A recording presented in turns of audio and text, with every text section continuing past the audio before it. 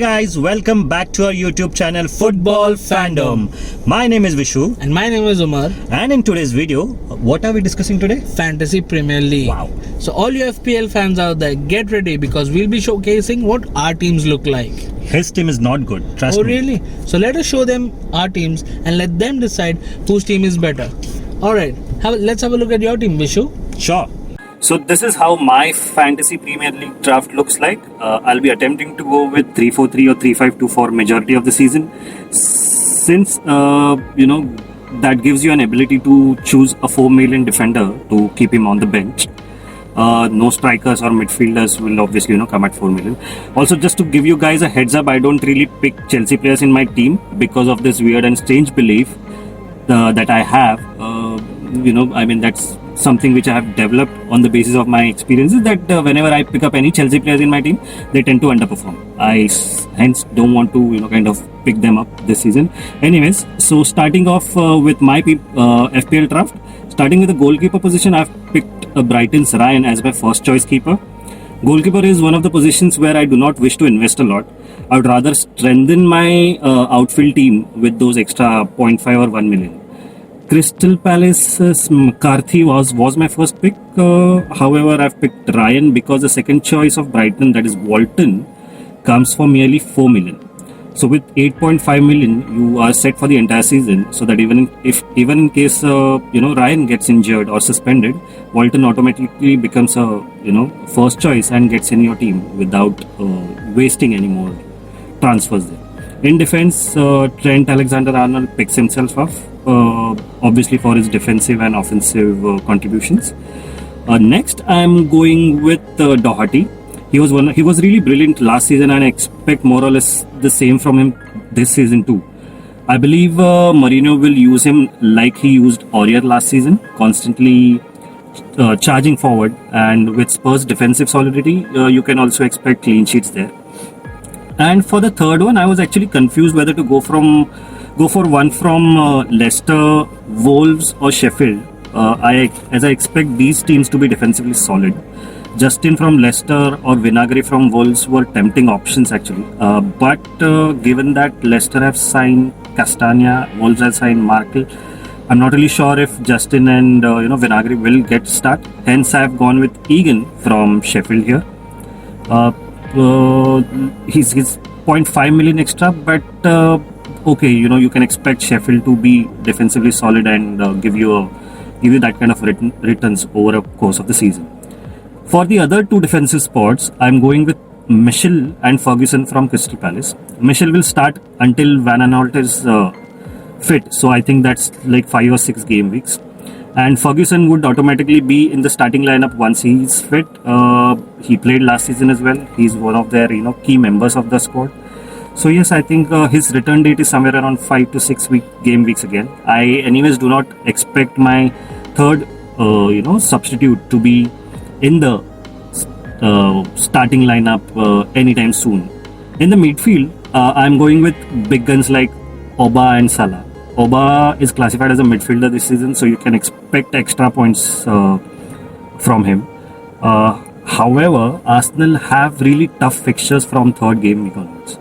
And I think that's when I might be tempted to swap him for De Bruyne, but let's see how it goes.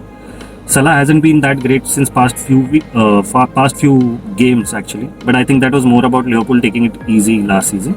However, I expect Salah to have a banger this season as well. For the post after these two, I actually wanted to go for 2 cheaper options. Hence, I've gone with Saka and Saint Maximin in my starting lineup. I expect Saint Maximin to be involved in majority of the Newcastle attacking build-ups.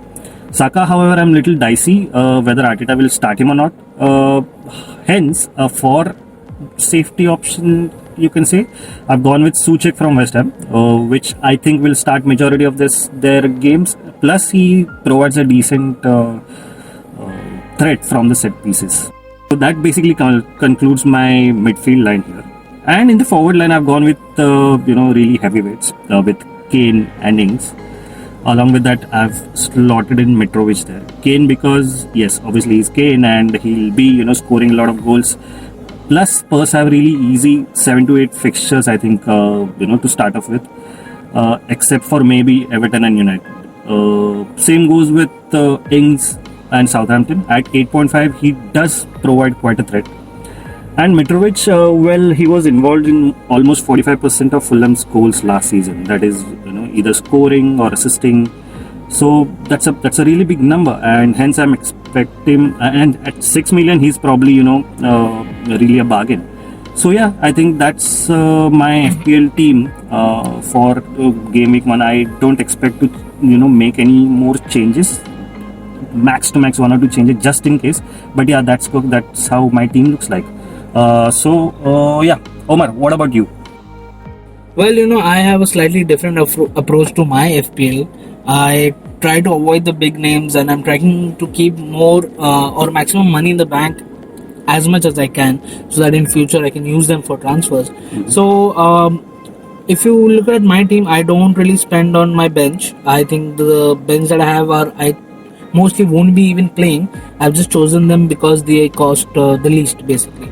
So for my keeper position, I'm going with Aaron Ramsdale of Sheffield United. I think with Henderson's deal not being renewed, he will be the first choice keeper. The defense will be nicely set up. So I'm expecting a lot of clean sheet and saves from him. So he is my keeper. Coming to the defense, I think Trent Alexander-Arnold is by default choice for maximum FPL owners, I guess. More than his defense, I think his attack prowess is what makes him a favorite, and that's where he's been giving everybody the maximum points. I think last season was the second highest assist provider as well in the Premier League. So he's an automatic selection for me as well. Again, I'm also going with Matt Doherty. I think he was very good last season, and if Mourinho plays him well, I think he will be able to perform this season as well, equally good as he did last season. My third defensive position is filled by Chris Basham of Sheffield. Again, due to Sheffield being nicely set up in the defense, I'm assuming or hoping that Basham provides me decent amount of points.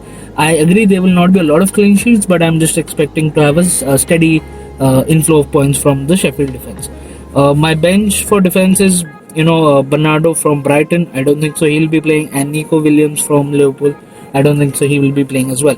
So coming to my midfield, I have picked Henderson, the Liverpool captain. I think towards the end of the season he was showing signs of fitness. I am expecting that he'll be starting a lot of games if he's fit, because he's the Liverpool captain, so he'll be an automatic starter. So those 90 minutes points will be easily provided by him. So he's a safe bet in those regards. Second position, I have put in Adam Traore from Wolves. I think he was, again, towards the end of the season, or let's say last 3 months of the season, he was showing signs of improvement. He was proving a danger to the opposition. So I think this season he will improve. He will provide at least some kind of inputs in terms of points as well. So I'm hoping that he performs better as compared to last season. Next up, I have Heung-min Son. I think he is one of my personal favorites. He gets involved either directly or indirectly, whether creating or setting up or assisting or scoring goals. So he's a very versatile player. He can sort of play in the wide wing up front, and he's been great under Mourinho as well. So he's my pick. A sort of shot in the dark for me is Jose Perez. He had an average season last season, but I'm still banking him that maybe this season he'll be performing better and giving me more points.